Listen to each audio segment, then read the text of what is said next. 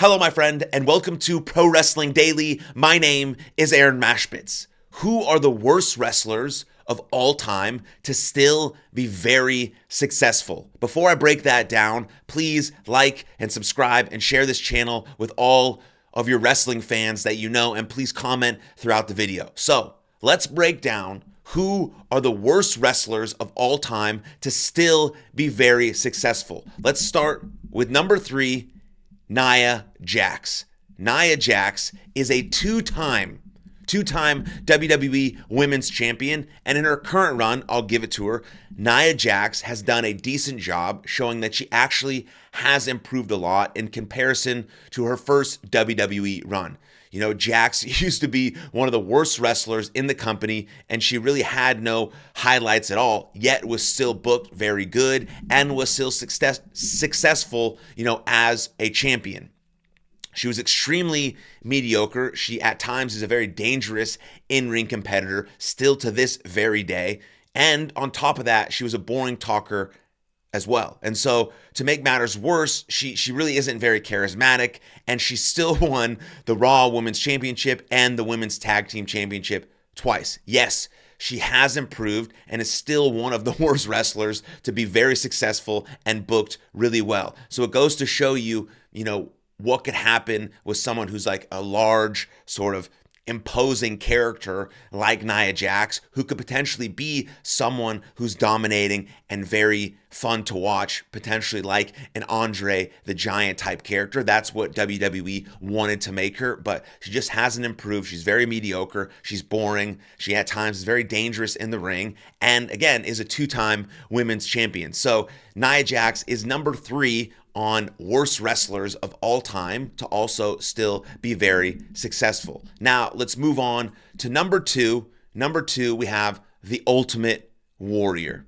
The Ultimate Warrior was an iconic wrestler. Absolutely he was. He was an iconic wrestler, but he was not very talented in the ring, and is not as very talented as one might think. But does that actually matter? Ultimate Warrior begs that question because he's so iconic, because he's in the Hall of Fame, right? The Ultimate Warrior is a legendary figure in the wrestling world and someone who more than made an impact in his time in the business. However, even though he had a fantastic Hall of Fame career, he was never one of the best workers when it came to bell-to-bell action. It really mattered about his charisma and his presentation, and it also mattered who he was actually in the ring with. Of course, he brought a ton of personality to the ring, and seeing him sprint down as he entered always got people excited and fired up, and his emotion was always there. It always looked like this was the only place he wanted to be when the Ultimate Warrior was in the ring, and that's a huge thing to have. He had a beautiful, fantastic, undeniable connection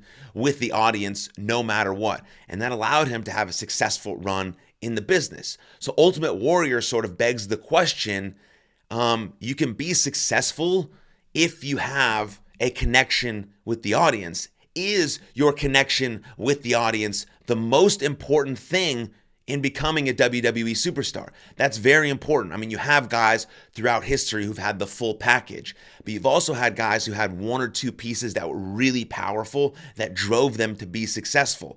But the Ultimate Warrior is still number 2 on my list of worst wrestlers to still be very, very successful. I mean, Ultimate Warrior, extremely successful because he possessed those few gifts that allowed him to really, really connect with the audience. But as a wrestler or an in-ring competitor, just was not very good and had to be sort of molded and taken care of when it came to his sort of in-ring competition and making sure that he was still booked and billed as a strong beast like the Ultimate Warrior is. And then we move on to my number 1 worst wrestler who is still very, very, very successful. And you may have guessed it. You're right. It's Goldberg.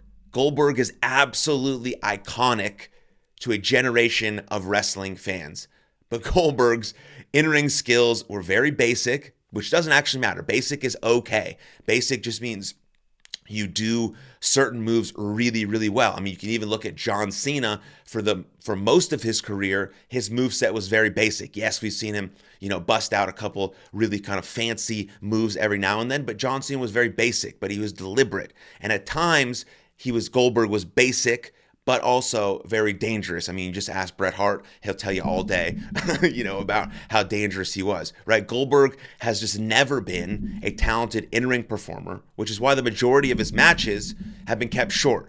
He often just uses power moves to run through his opponents, and the way he was booked in WWE and, more importantly, WCW has allowed him to cover up that lack of skill inside the ring. I mean, that's the beauty, though, about professional wrestling, is that you don't have to showcase anything that you're not good at. And the way you're booked and the matches you have and how you set them up can showcase and enhance all the things you're good at. And so when you get booked really, really well, that skyrockets a talent. I mean, we can see it on the other spectrum as well, right? You see someone who's really talented get booked so poorly that it makes them look like shit. And you see someone like Goldberg or the Ultimate Warrior or even Nia Jax get booked so well that it makes them look like a superstar. And so it's really important how that storyline is played out, especially in WWE, especially as a professional wrestler, right? Goldberg's not technically gifted wrestler, and that was clear during his infamous match against William Regal, where the Englishman outworked him and embarrassed him.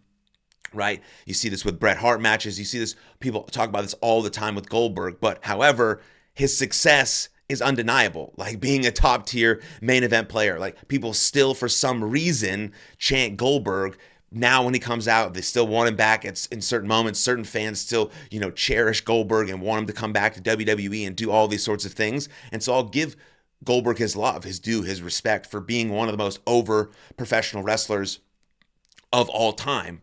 But I hope he stays retired. Take care of your kids, Goldberg. You've done everything you need to do. Thank you so much for their career. And so you look at those three, like those are my three worst WWE wrestlers of all time who are still very, very successful. I mean, even more of the case of the Ultimate Warrior and Goldberg, who will have Hall of Fame careers. Don't know if Nia Jax will have a Hall of Fame career, but she's still very successful. And potentially with these people, making the case that you don't need the full package to be successful in WWE, because the most important thing, as it seems, will always be the connection with the audience, how you draw fans in, how emotionally invested they are with you. Yes, having the full package makes it even better because you can hold fans' attention longer with great matches because your in-ring work is great, or your mic skills are great, or your charisma is great. But if they love you no matter what and you have that connection with them, it's undeniable that you can have a successful career in professional wrestling, like the Ultimate Warrior, like Goldberg, right? And then so it's so confusing about Nia Jax because she doesn't really possess any of these traits. She's just been, booked really well. She has limited ring ability. She's mediocre, dangerous, all these sorts of things. Again, I don't know all three of these people personally, so I'm not attacking them or critiquing them. I'm just speaking as a former professional wrestler and as a current, wrestling fan who likes to talk about this stuff. That's what I'm saying. And so anyways, which is why when I think about my Mount Rushmore, which I've talked about a lot, is Cena, Michaels, Savage, and Orton. I think it's so strong and so sturdy as a Mount Rushmore because they all had the full package and they're all great wrestlers. They all had great charisma, great on the mic, and they all have a deep, deep, deep connection with the audience, which allowed them to have these Hall of Fame type careers over long periods of time, which also allowed them to be successful and also have that great connection with the audience. And they were able to keep that connection with the audience because of all those other skills like in-ring work, charisma, mic work, character work, all these sorts of things that add to the full package of guys like John Cena, Shawn Michaels, Randy Savage, and Randy Orton. So that's all I have for you today. Please comment below what you think. Who are your worst wrestlers of all time who are still very successful? Those are my top three. I appreciate you tuning in. Again, comment below, subscribe, like, share this with everyone you know who watches wrestling, or even those who don't. And I'll see you guys next time. Lots of love. Cheers.